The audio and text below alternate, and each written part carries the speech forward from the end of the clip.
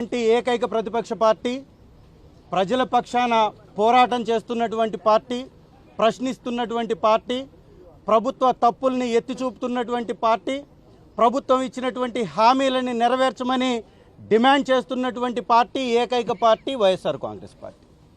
వైఎస్ఆర్ కాంగ్రెస్ పార్టీకి ప్రతిపక్ష హోదా ఒక హక్కు. అంబేద్కర్ గారు రాసినటువంటి రాజ్యాంగంలో అధికార పక్షంతో పాటు ప్రతిపక్షం ఉంటేనే ప్రజాస్వామ్యానికి విలువ ఉంటుంది అనేటటువంటి ఇంగితం లేకుండా, జ్ఞానం లేకుండా తెలుగుదేశం పార్టీ, టీడీపీ అంటే తెలుగు దొంగల పార్టీ, తప్పులు దాడులు పాపాల పార్టీగా, చిట్ట చివరికి దేవుణ్ణి కూడా మోసం చేసేటటువంటి మోసగాళ్ల పార్టీగా మార్చేసి ఈ రాష్ట్రంలో ఉన్నటువంటి ఖజానాన్ని దోచేసి మాట్లాడినటువంటి వారి మీద దాడులు చేసి వారి యొక్క పబ్బం గడుపుకుంటున్నారు. ప్రతిపక్ష హోదా ఇస్తే వీటి మీద చర్చ జరుగుతుంది. ఎప్పుడన్నా చూసామా ఈ గూండాలు, తెలుగుదేశం గూండాలు డైరెక్ట్గా మంత్రుల ఇళ్ల మీద పెట్రోల్ బాంబులు వేస్తున్నారు? చూసామా గతంలో ఎప్పుడన్నా? తెలుగుదేశం పార్టీ మీద వైఎస్ఆర్ కాంగ్రెస్ పార్టీ అధికారంలో ఉన్నప్పుడు ఒక్క నాయకుడి ఇంటి మీద దాడి జరిగిందా? ప్రొటెస్ట్ చేస్తే దాడి అన్నారు. ఏకంగా ఇవాళ మంత్రుల ఇళ్లల్లోకి వెళ్ళి వాళ్ళ కుటుంబాల మీద దాడి.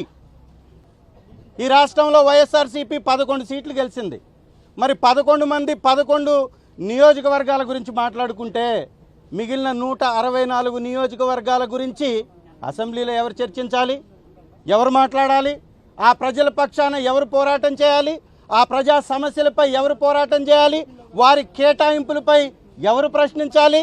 వారికి జరుగుతున్నటువంటి అన్యాయాలపై, అక్రమ కేసులపై ఎవరు నిలదీయాలి? ఇవన్నీ వైఎస్ఆర్సీపీ అధ్యక్షులు వర్యులు ప్రతిపక్ష నాయకుడు శ్రీ జగన్మోహన్ రెడ్డి గారు మాట్లాడాలంటే హక్కుగా సమయం కావాలా? మీరిచ్చే 1 నిమిషం 2 నిమిషాల కోసం ఆ అసెంబ్లీలోకి వెళ్ళి ఈ ప్రజల పక్షాన పోరాటం చేసే అవకాశం లేదు అని పదే పదే చెప్పిన ఈ మొద్దు ప్రభుత్వం, ఈ అరాచక ప్రభుత్వం, ఈ నియంత పోకడల్ని ఎంచుకున్నటువంటి ప్రభుత్వం పిఏసీ చైర్మన్నే కొట్టేసింది. చరిత్రలో లేదు.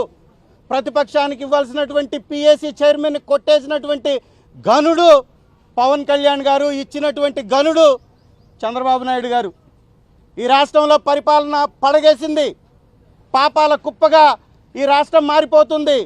ఆంధ్ర అంటే అప్పులు అనే విధంగా 3,20,000 కోట్ల రూపాయల అప్పులు. ఏం పగలు తీశారు? ఏం అభివృద్ధి చేశారు? ఏమి కంపెనీలు తెచ్చారు?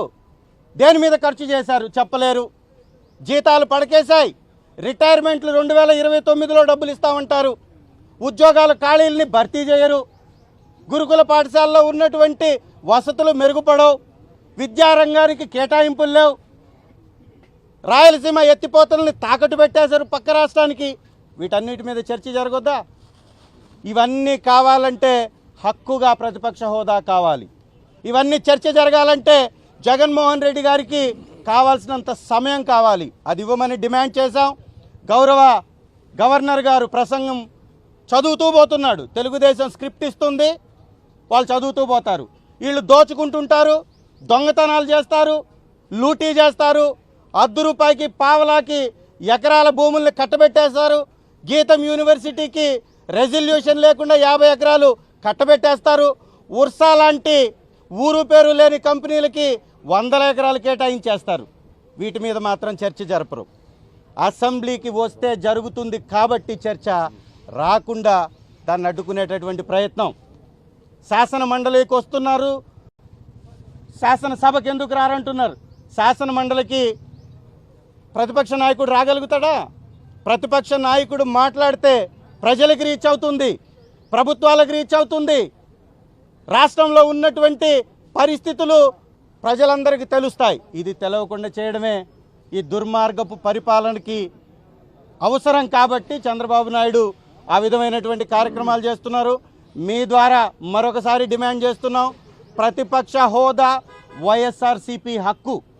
ఎక్కడా రాసలేదు ఇవ్వకూడదు అని, ఖచ్చితంగా ఇవ్వచ్చు. ఏకైక పార్టీ వైఎస్ఆర్ కాంగ్రెస్ పార్టీ, ప్రతిపక్ష పార్టీ. గత 20 నెలల నుంచి